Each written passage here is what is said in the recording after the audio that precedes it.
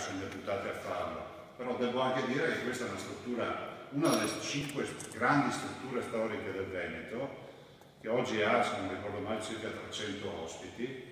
L'ultima sezione è quella della RSA, della comunità alloggio, con 10 ospiti, ma che è una struttura che purtroppo oggi noi annoveriamo a livello veneto, a livello nazionale, per quelle immagini scandalose che si sono viste diffuse oggi e reperibili nella rete, quindi su internet, le abbiamo viste tutti in TV, ma ancora in maniera più particolare e precisa su quello che poi è stata un'indagine dei NAS con i provvedimenti restrittivi a carico di molte persone, 15 persone se non ricordo male, tra i quali ovviamente OS, un medico eccetera, che ci impongono una riflessione. Allora, il primo tema è quello che questa struttura ovviamente ha dei rapporti con la regione. Noi abbiamo definito gli standard nel 2013, perché prima non c'era di fatto nulla, nel senso che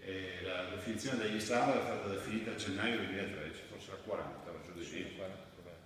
E considerate che nella definizione degli standard si sono affrontati temi quali ad esempio il numero di ore d'assistito, che nella definizione standard è 1600 ore, 1600, che vuol dire un assistito, un infermiere, tanto per dirla così in soldoni.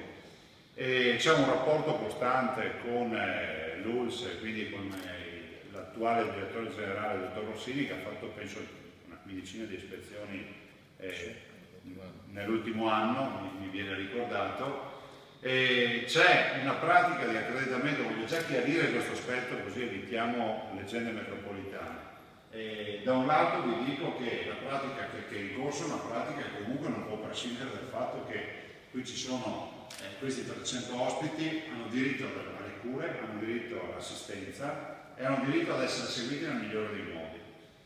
Dall'altro c'è, l'ho chiesto, ne ho parlato in più occasioni, anzi anche ieri con il sindaco, ma ne ho parlato oggi con il dottor Mantovani, c'è la necessità che sia fatta chiarezza fino in fondo.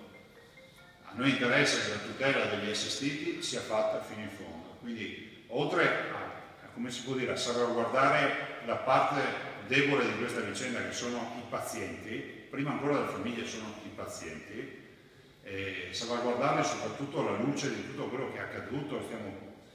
Guardate, non voglio neanche rimestare dentro nelle frasi delle intercettazioni, nei filmati, in tutte quelle porcherie vomitevoli che abbiamo visto.